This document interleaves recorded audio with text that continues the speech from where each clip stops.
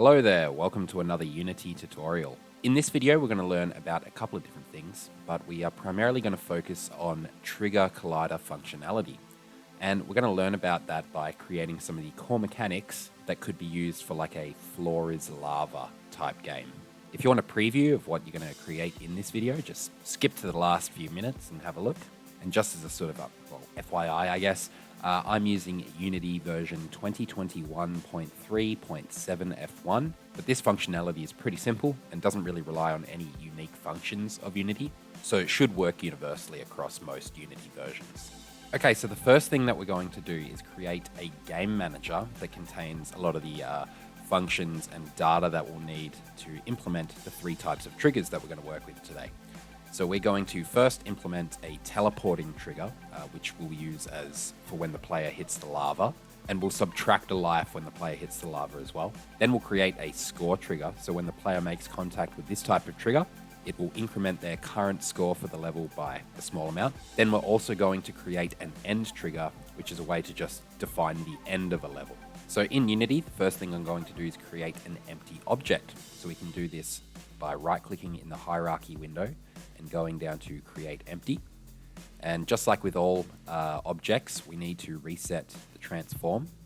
So I'm going to click on the three dots here for the transform component and click reset, which will set its position to 0, 0, 0. And this object isn't going to have like a visual or physical representation in the game. It's just going to be an empty object that has a script attached to it, which will be our game manager. So we might as well rename this game object to GameManager. Then I'm going to go down to the project window, click the plus, and select C# script. And we'll name this script Game Manager. And then we'll double click on it to open it in Visual Studio. Okay, so we'll start the Game Manager class by defining some serialized variables. So we need to open a serialized field attribute and follow that with a private integer, which we call lives, and I'm going to give a default value of 3. And after that, we'll have a serialized private float, which we call time limit, and we'll give a default value of 60. And we'll add some tooltip attributes to these serialized properties as well. So the tooltip for the lives, we'll say defines how many times the player will respawn before they have to restart the level. Okay, so this is a representation of exactly how many times they will respawn after dying or after hitting the lava before they have to completely restart the level.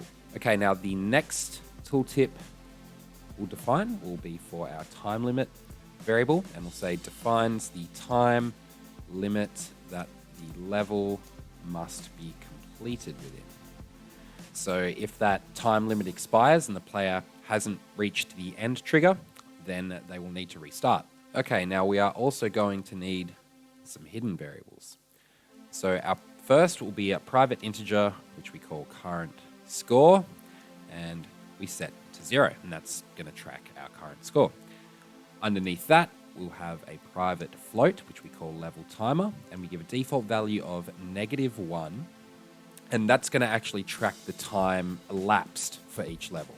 Then underneath that, we need a reference variable of type PlayerController, and we'll call it player, and that's going to store a reference to our player controls so that we can enable and disable them as we need to. Okay, so with all of our variables defined, we can now start defining some functionality. So underneath our variables, I'm going to inherit the awake function, and we'll give this a summary, and we'll just say awake is called before start. So the start method is called on the first frame, and the awake method is called right before the start method. And in the start method, all we need to do is make sure that our player variable has a reference set. So what we're going to do is we're going to say player equals find object of type, and we're going to pass in PlayerController. So what this method here will do is it will go through every single object in the hierarchy and go through every component attached to those objects until it finds until the first object it comes across with a player controller, and it will return that object. It'll actually return a reference to the player controller on that object, and we're going to store it inside this player variable. Now, this method, it's okay to use in the awake function. There are better ways of getting references to things.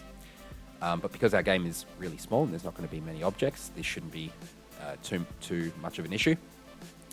But yeah, you wouldn't ever want to use this in the update method.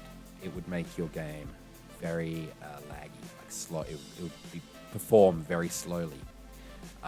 So just keep that in mind if you're going to try and use this in the future. Okay, so with that, our player variable will actually have a reference to a component, and the start method will then execute. So in the start method, now we're not actually going to do anything with the player in the start method. What we are going to do here is start our timer, and we do that by saying our level timer is going to be equal to our time limit, because it's going to start at the maximum amount of time and count down towards 0. So next, we'll move down to the update method, and actually we'll turn these into summaries. There we go. So we'll move down to the update method. And in the update method, this is where we're going to increment our timer every frame and then end the game if the level timer is actually below 0. So here we will say if level timer is greater than 0. So if our level timer is greater than 0, we still know there's more time to be counted. So here we'll say level timer minus equals time.delta time. So delta time counts the amount of time in seconds that it took to get from the previous frame to the current frame. So that'll be fractions of a second always. And then we're subtracting that value from the current value of level timer. So once we've subtracted that value from the timer on this frame, we want to check if it's equal to or below 0. So immediately underneath that, we'll open another if statement and we'll say if level timer is less than or equal to 0. Oh, tried to get the autocomplete there. There we go. If level timer is less than or equal to 0, here we're just going to say game over, right? And we'll write a method for that we'll call in place of this comment. But for now, we'll finish the update method. So we've defined what happens when our timer is counting, but we need to define what happens when our timer is expired, when it's finished. So if level timer is greater than 0, we know there's more time to go. But if it's less than or equal to 0, we know it's done. So we can use an else statement to cover both of those conditions. Now here what we're going to do is we're going to wait for the user to press some sort of input, and then we're just going to reload the scene. So we'll create an if statement here, and we'll say if input.any key down is equal to true, right? Now here is where we want to restart the scene. So we have to use a party unity called the scene manager. But to use that in code, we have to inherit a new namespace from the engine, or a specific namespace from the engine. So right at the top of the script, at the very top where you see these 3 lines here, these are the namespaces being inherited into your class, and they define sort of the methods and all that sort of stuff that you can use. So underneath using Unity Engine, we're going to say using Unity Engine dot scene management, right? And then we'll come back down to this if statement that we were writing in the update method, and what we're going to say here is scene manager dot load scene, and then we're going to say inside the parentheses for that method, we'll say scene manager dot get active scene dot build index, and then we'll close the line. So what that's going to do is it's going to get the build index of the currently active level, and then it's just going to load that scene, right? So it's just going to restart the level. Okay, so now we've finished our update, we can begin defining the other methods that we need. So underneath the update, I'm going to start by defining a private void, and we'll call this game over, and this method will have no parameters. And we're going to do three things here. First, we're going to send a message to the console. So we'll say debug.log, and inside here we pass a string, and I'm just going to say game over, right? And then we'll close the line. Underneath that, we're going to turn our level timer off. So we'll say level timer is equal to -1. And then after that, what we want to do is prevent our player from being able to move. So we'll say player.canMove and set that equal to false, which will stop our player from being able to move. Now keep in mind, the player controller we wrote in another tutorial. So if you haven't got this, you probably need to go and do that tutorial first. Okay, so after that, we're going to define some public methods. So the first one is going to be a public void. So it's going to be void of a return type, and we'll call it level complete. Again, no parameters for this method. And here, we'll first send a message to the console by saying debug.log, and we'll say level completed. And then the rest of this functionality is going to be pretty much the same as our game over. CanMove is equal to false. Okay, so we've just got that slightly different debug message being printed at this stage. I've set this up so that when we complete the level, down the line in other tutorials, we can increment the current scene by 1 and load the next level. But for now, we're just going to keep them nice and simple. And yes, I do realize they are very similar. Okay, so underneath our level complete method, we're going to have another public method with a void return type, and we'll call it modify score. And this will have a parameter. It's going to take an integer, which we will call amount. Now what this is going to do is it's going to add the amount value onto our current score value.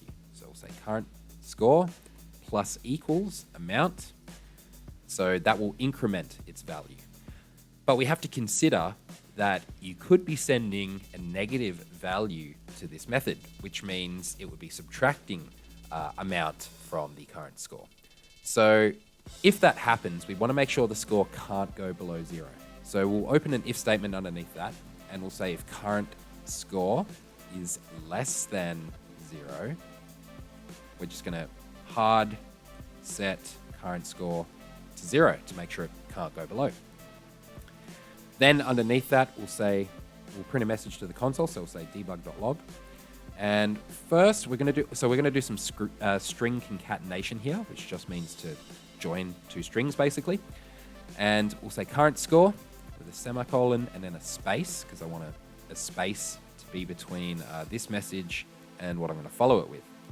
After that, we'll add a plus sign, and I want it to print the value of current score. Oops, there we go. So that will print our current score to the console. Now we have one more method to write, and this one's going to be a little different in that, well, it's still going to be public. And the reason these last three have been public is because we need to access them in the trigger scripts. But yeah, so this will be public, and this is going to have a return type of Boolean, which means this method is going to return a Boolean. When you call it, you can expect it to pass a Boolean value back. And we're going to call it subtract life. And it's not going to take any parameters because it's just going to do one life at a time.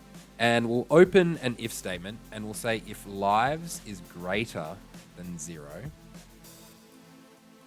So if we have more than 0 lives, what we're going to do here is we'll just subtract lives by 1. So we'll say lives minus minus, and then we'll print a message to the console with debug.log, and we'll say lives left. And then after that, we'll concatenate the value of our lives variable. Now, this is all we want to execute if lives is greater than 0.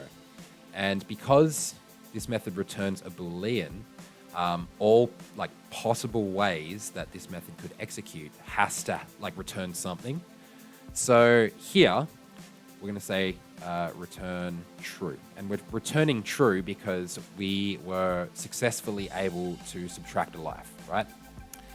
But we're going to add an else statement to counter this, and this is going to define what happens if lives is equal to 0 or less than, right? And all we're going to do here is call our game over method, like so. But of course, like I just mentioned, all potential pathways that this method can execute has to return a value. And in this case, we know we weren't able to subtract a life because there isn't any more left. So here we'll say return false. And you can see the error disappears now because each way that this method can execute returns a value. Okay, so the last thing we need to do for this script is scroll up to our update method and replace this comment here with a call of our game over function. Then we can save the script. And now let's go back into Unity, set up the objects for our triggers, and then we can get to writing the code. Okay, so I'm back in Unity.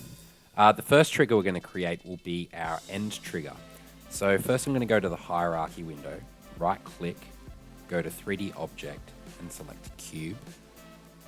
And of course we're going to reset the position. So it's back in the center of the scene. So we'll move it up to 0.5 on the Y so that it's sitting just on our plane, and then we'll move it away from the player. I'm going to hit R to bring up the scaling gizmo, and I might just scale it up to like, I don't know, 4. We'll go 4 units, and we'll go 3 on the Y. Then I'll bring it up to a value of 1.5 on the Y, which will, again, set it on the ground plane. Now, this doesn't look very triggerish. It looks like a wall. And, well, it is a wall at this stage because it has a collider, as we can see in the inspector, but it's a physical collider. It's not marked as a trigger. So to mark this as a trigger, we come over to the collider component for the object, and we just set this isTrigger value to true. And now, if our player was to move through it while the game's running, they wouldn't be blocked by the wall. But visually, this still looks a lot like a wall. And the more of these we create, the more sort of blinding white that we are going to be confronted with. So let's change the material for this object to make it more apparent that it's a trigger. So in the project window, I'm going to hit the plus sign, and I'm going to select material. Where is it? Right there, material. Now I'm going to name this matte, and I'm going to call it, what's this, the EndTrigger. So we'll call it, I'm going to call it trans green for transparent green. Hit enter. Okay, so this is a material, and this is what we can use to sort of apply textures, at this stage, just color to an object.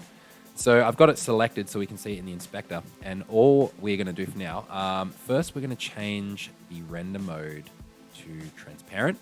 Then I'm going to select this white box here, and the color picker window will come up. And I'm going to move this over to green, move it away from white, and let's select a green there. Cool. I'm just going to close this for a second, and I'm going to click this bar down the bottom here, which will open up our preview window. Open the color window back up. Now we want this to be transparent. Now because we changed the rendering mode up here, we can actually apply transparency to it. And you'll notice that with the color picker, we have 4 values to define. We've got the red channel, green channel, blue channel, and then we have the alpha transparency channel. And this is the one that we want to play with. You can see the bar gets more transparent towards the left, and then the full color is on the right. So we drag this down, and we can see the material becomes more transparent. Now, the rendering mode we've selected here is sort of like what you'd use for glass. So even if it's completely transparent, it's still visible. And we'll apply this to the scene to see how it actually looks in the scene. So I'm just going to click and drag it from the project window, and you'll see which object it's being applied to because it'll change. And I'm going to drop it on our trigger here. And yeah, so it's completely transparent at the moment. I have an alpha value of 0, and you can see it's still there. Even if we dial down the smoothness, which is like how reflective, how specular it is, you can still see it. So if this is not your desired visual, we can change the rendering mode to fade, and you can see with an alpha value of 0, it is completely invisible. So if I was to turn up the alpha value, it pops back into view. So let's go with an alpha value of 125. Right, so that's clearly transparent. That looks pretty trigger-like. I can tell I can move through it because it's transparent. Good. So we've created our trigger. We should probably rename this. We'll call it EndTrigger. And it's marked as a trigger. So now all we need to do is create a script and apply it to the object. So I've been creating scripts through the project window at this for now. But what we can do is we can actually do it through the add component window. If we click add component and then we just start typing, a name of a script. So in this case, we're going to call it EndTrigger. It obviously won't find any components, but we have this new script option. We can click that, then it asks for a name, and it'll automatically inherit like whatever we searched for. And we can click create and add, and you can see that it's added the script to the object and placed it in our assets folder. So let's open this in Visual Studio. Okay, now this is going to be fairly simple. First of all, we are only going to need one variable. It's not going to be serialized. It's going to be private, but it's going to be a reference to our GameManager. So we'll make it of the type GameManager, and we'll just call it Manager.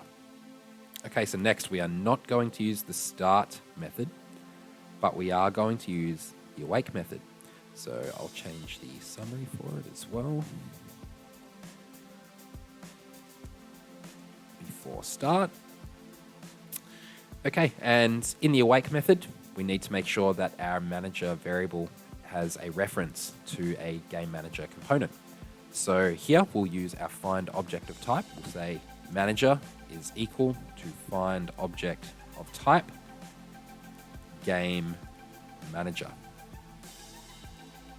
Now we haven't actually attached the script to the empty object in Unity yet, but we'll have to remember to do that when we go back. So that's all we need to do for the awake method. Now we aren't going to use the update method either, but we are going to use another Unity provided function called onTriggerEnter. And this method is automatically called when a foreign collider collides with the collider attached to the game object this script is attached to, provided that this game object's collider is marked as isTrigger, has isTrigger set to true. So the object that we are colliding with, or that is colliding with this game object, is going to be stored inside this other parameter by default. So we can use that to figure out what the object is, basically. And to do that, we'll open an if statement, and we'll first get access to the other game object. Then we're going to call .compareTag, and we want to check if this is true. And the parameter we are going to pass to compareTag is going to be player with a capital P. That's something else we're going to have to do when we get back to Unity, is set the player's tag. But if this if statement executes, we're just going to call manager.levelComplete, which we defined just before. So let's save this script, go into Unity and set it up real quick. Okay, I'm back in Unity. I've got my EndTrigger selected, and that's got a collider on it with isTrigger set to true, and it's got the EndTrigger script on it. We need to select our GameManager, and we're going to add our GameManager script to this object. There you go. Then we're going to select our capsule, our player capsule, and to change the tag, up here at the top of the inspector, there's this drop-down menu next to the tag, and one of the default ones is player. So we're going to select that. And it's spelt the exact same way with the capital P. Now remember that when the level complete method gets called, which it will be called when the player collides with our EndTrigger collider, it's going to try and reload the scene. So for this to work, what we're going to need to do is add our scene to the build index. So first of all, we need to save the scene. So I'm going to go File, Save As, and this is going to allow us to save the scene. We've got a folder called Scenes in here, and I'm just going to save over the sample scene that's already there, but you can name it something different. I'm going to hit Save, Save Over. So now that this scene is saved, we need to go to File, then Build Settings, and this is what the build settings look like. So up here is literally like where we include the levels in the game. So I'm just going to click Add Open Scenes, because the open scene is the one that I want to add.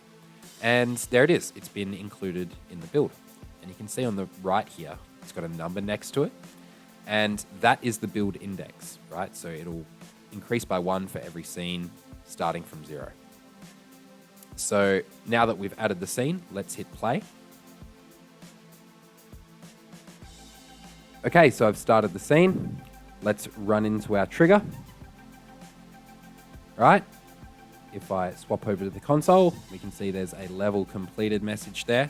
And I can look around. Oh, I just clicked the mouse button, so it reset the level. Let's try it again. So if I look over here, walk over here, enter the trigger, we get another level completed message there. And I can look around, but as soon as I press any button, it restarts the level. Good. Okay, so the next trigger we're going to create is going to be a score trigger. So to start with, I'm going to right click in the hierarchy, go to 3D object, and I'll create another cube here. We'll reset its position by resetting the transform, and this one will move in a different direction. So I'm going to just bring this up to sit on the plane here, and I might leave this one with a value of 111. Now, I want this to have a different color to my end trigger so we can recognize them. So I'm going to select my trans green material in my project window, and I'm going to press Control D, and that will duplicate the material. So I'm going to rename this one to trans blue, and then of course I'm going to actually change the color to blue. Maybe a little bit lighter, something like that. Then I'm going to drag the material onto the object, like so. And we'll click our cube again. We'll make sure isTrigger is turned on. And we'll rename this as ScoreTrigger. Then I'm going to click Add Component, clear the previous search. And here we're going to create a new script. This one is going to be called ScoreTrigger. New script called ScoreTrigger, create and add. Okay, good. So it's added the script to our object. And let's double click on it to open it in Visual Studio. Okay, so as always, let's start by defining our variables.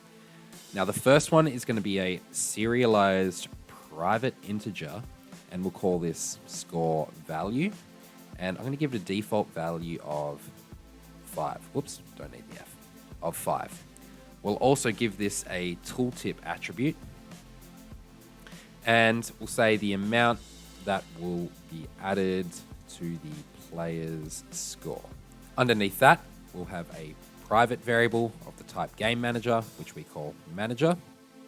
And yep, you guessed it, it's going to follow the same format as our EndTrigger. So we'll inherit the awake, change the comment. Awake is called before start. You don't need to change the comment. I'm just doing that for the sake of, documenting the code. Now in the awake, we'll get access to a manager just like we did in the EndTrigger. So find object of type GameManager. Once you've completed the awake function, we'll get rid of the update, and we want onTrigger enter. Now, the first thing we want to do here is, just like in our EndTrigger script, is check if the colliding object is tagged as the player, because we only want to add some score if it's the player colliding with this trigger and not like a moving platform or something like that. If it is the player, we're going to say manager.modify score, and we'll pass it the score value variable. Then underneath that, we just want to completely disable the game object, so that once you've hit it and that score has been applied, we'll just say, it'll just turn itself off. So we'll access the game object by accessing the game object variable with a little g and an uppercase O. And then we're going to say set active, which is the method you can use to actually enable or turn an object on or off. And then we're going to say false in here, which will turn the object off.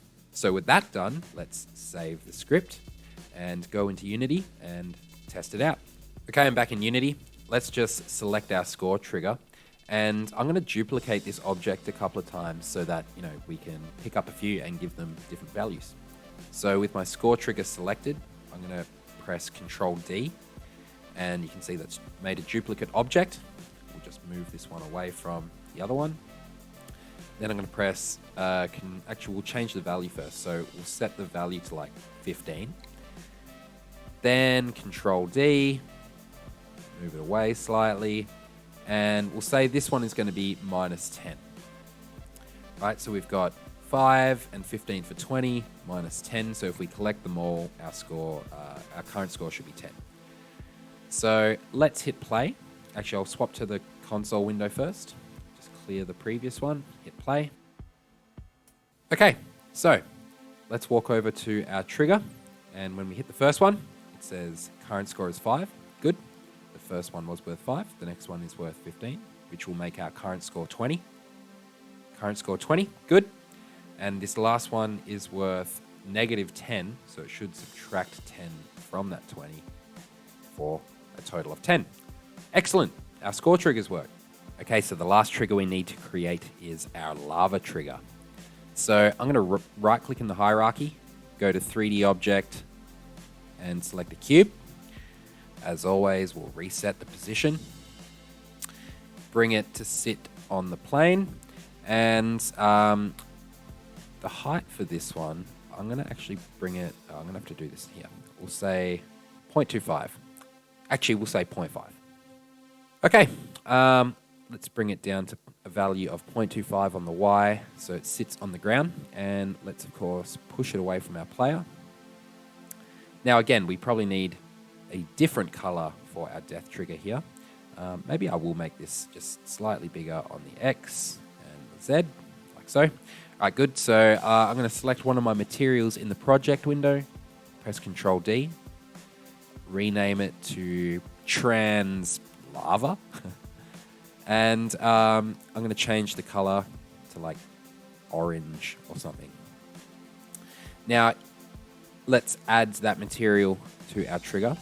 That actually kind of looks a bit dull.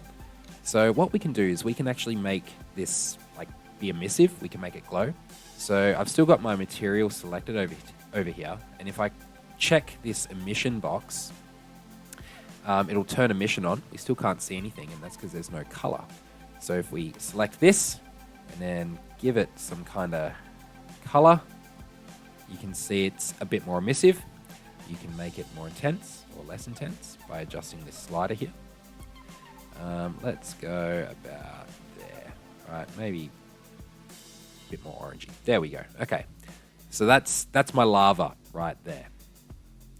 So I'm going to select the lava object, make sure that isTrigger is turned on for the collider, and we'll rename it as LavaTrigger.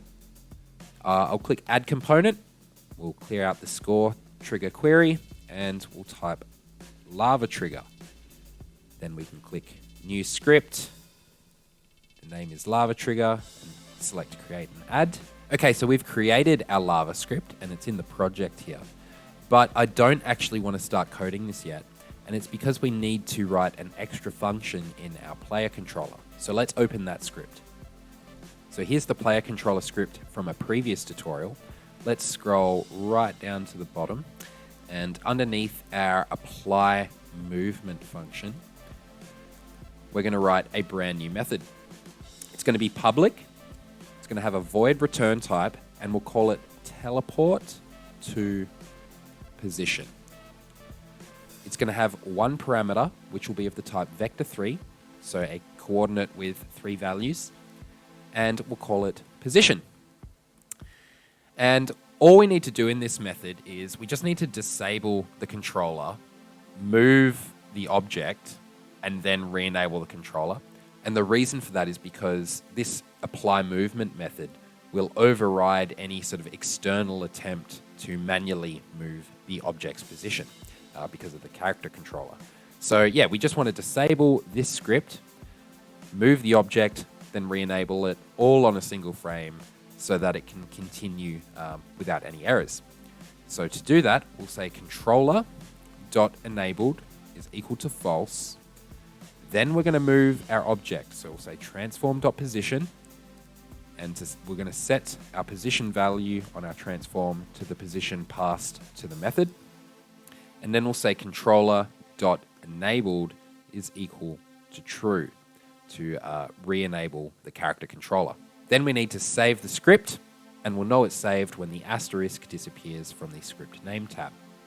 So now I want to open the LavaTrigger script, but I don't want to have to go back into Unity to manually open it, considering I'm already in Visual Studio. So over here, we have the Solution Explorer, which you can find under the View menu. And it's like the first option, if you can't see this. And we can see the Assets folder from our Unity project here and all of the relevant scripts.